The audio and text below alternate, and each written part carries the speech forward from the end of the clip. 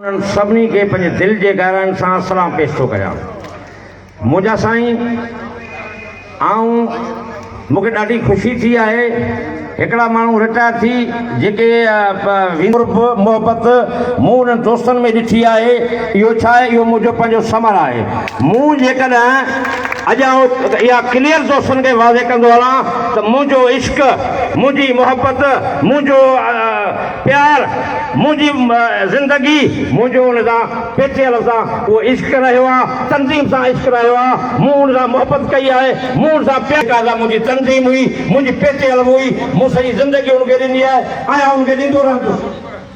ऐं जेॾी महिल बि दोस्त मूंखे चवंदा, जेॾी महिल बि जेका मुंहिंजी ज़रूरत पवंदी, आउं पंहिंजे साह जो आख़िरी फुड़ो पूने जे लाइ जेको पेश कंदुसि। जेॾी महिल मूंखे दोस्तनि सॾु कयो, ऐं हर हालत में असां पेटियल पंहिंजी तंज़ीम जे लाइ, मूंखे अफ़सोस थो थिए त अॼु जेके दोस्त आहिनि जेके मुनाफ़िकी जेके कनि था ऐं चवनि था त हर रोज़ मीडिया ते अची पंहिंजो पाण खे ओपन था कनि त ख़ुदा तव्हां ते लादत हुजे, तव्हां ते तव्हांजी तव्हीं ॻाल्हायो था, जिन माण्हुनि खे उहे चवनि था त असां, आउं सम्झां थो त हिन 4 सालनि जे पीरियड में साईं ऐं हू दलाली कंदा रहिया। उहे असांजा दोस्त जेके उन्हनि मिनिस्टरनि जी ओताकनि ते उन्हनि ते वञी सलामी रहिया। असांजी पेटियल जी तारीख़ आहे, साईं रफ़ीक जो दौरु हुजे, साईं इंसार छलगी जो दौरु हुजे, हाजी नाज़र निज़ामाणी जो दौरु हुजे, उहे अफ़सोस सां चवणो थो पवे त अॼु असांजा दोस्त जेके आहिनि से उन्हनि जे दर ते जेके आहिनि कुते वांगुरु पुछ वेठा लोॾी।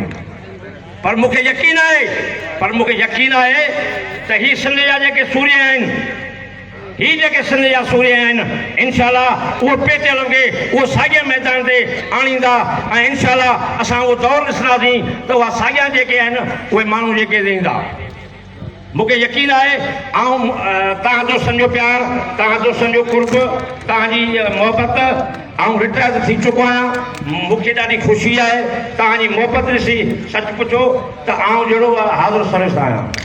मुंहिंजे हिन प्रोग्राम में मुंहिंजा क्लार्क साहिबान, मुंहिंजा दोस्त, मुंहिंजा क्लास फेलो जेके मैट्रिक खां 8वीं क्लास खां वठी असीं गॾु पढ़िया आहियूं, उहे मुंहिंजा दोस्त, उहे साथी, उहा कैबिनेट उहा हिन में गॾु रही आहे। ऐं सभिनी जो थोराईंदो आहियां जेके पंहिंजो क़ीमती टाइम कढी आया आहिनि। ऐं ज़िले जी जेका वर्किंग कमेटी आहे सभिनी तलकनि जे यूनिटनि खे, मोहतरम सरवर बोदार साहब, मोहतरम साईं उर्सुमलानी साहब, मोहतरम साईं मामन खान कालरू साहब, मोहतरम साईं तलके जेको असांजो सदर आहे मोहतरम शफ़ील साहब, उन खां पोइ डिप्टी जनरल सेक्रेटरी साहब जेको ज़िले जो आहे, मोहतरम में साथ आहे, ऐं उन्हनि दोस्तनि सभिनी जा जेके महिरबानी आहिनि जेके हिन में पंहिंजो जेको आहे हाड़ा वाड़ा करे मुंहिंजी हिमत अफ़ज़ाई कयूं, ऐं उनजो बेहद शुक्रगुज़ार, महिरबानियूं लख थोरा उन्हनि जा।